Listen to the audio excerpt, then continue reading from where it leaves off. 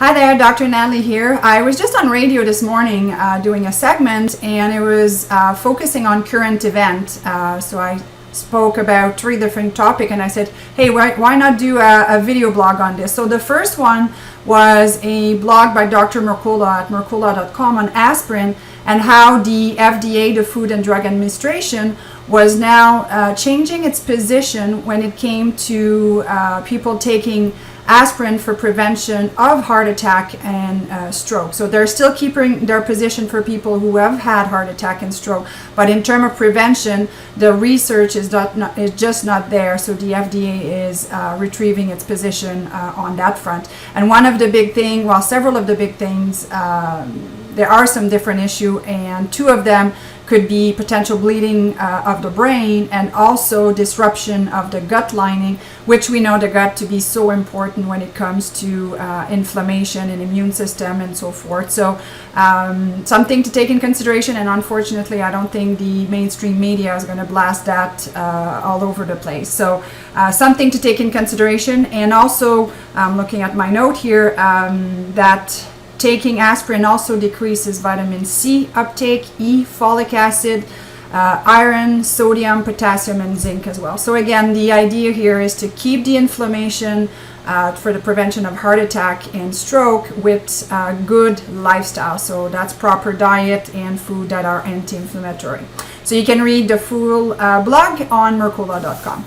The second topic that I came across was from naturalnews.com, and they had an article on nail polish, and that's something that, you know, I've known for quite some time now, that nail polish can contain a lot of chemicals. And I love this book here from Adria Vasil, who is a Canadian author, but also has an American version, I believe.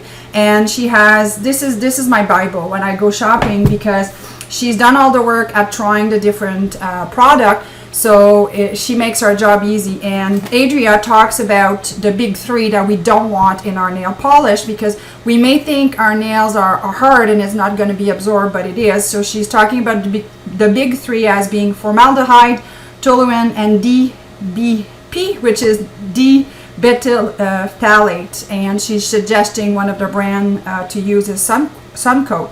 But the article that I saw was on another chemical that I wasn't even aware of, TPHP, which is triphenyl phosphate.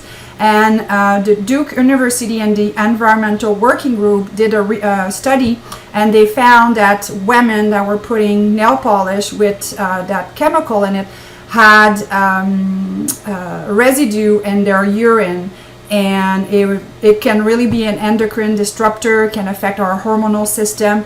It can also lead to paralysis, because some studies were done in lab rat, I believe. So something to take seriously. And the sad part is 25% of nail polish contain this ingredient, but it's not even listed as a list of ingredients. So again, just follow the rule of not having the big 3, but now we have this one to add to the equation.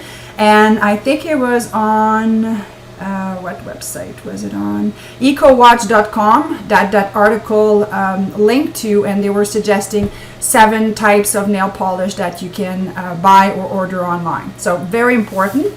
And the third one was tampon.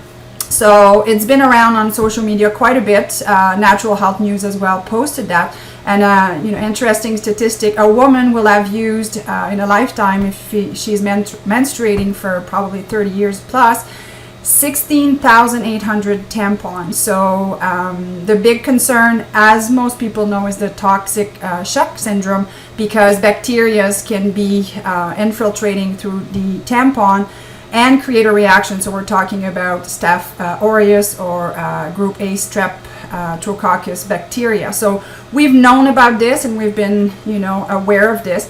But a concern is the dioxin that are used for the tampon. So now some companies are, actually the FDA has recommended to companies not to use a dioxin, but it's not something that we can take for granted when we buy our tampon. So number 1 problem here. And then number 2, if we're using cotton can have a lot of pesticides in it.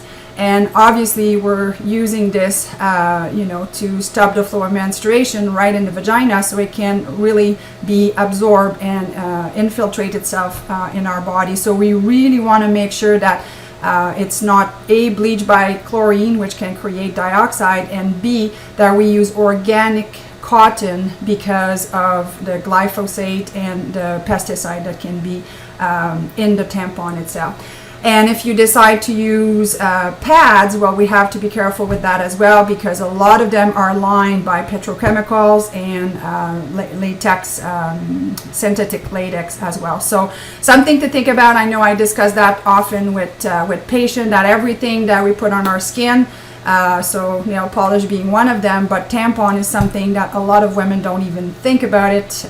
You just reach for the brand that's on sale. We're pretty aware of the perfume and so forth now, but again, something to consider. So all those articles, the first one on, what was my first one?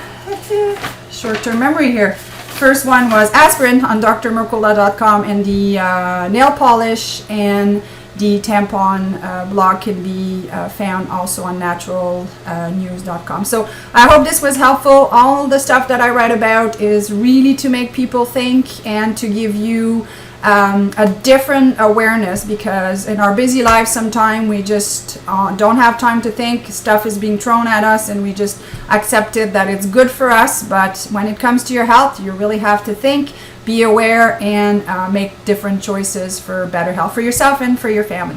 Thank you.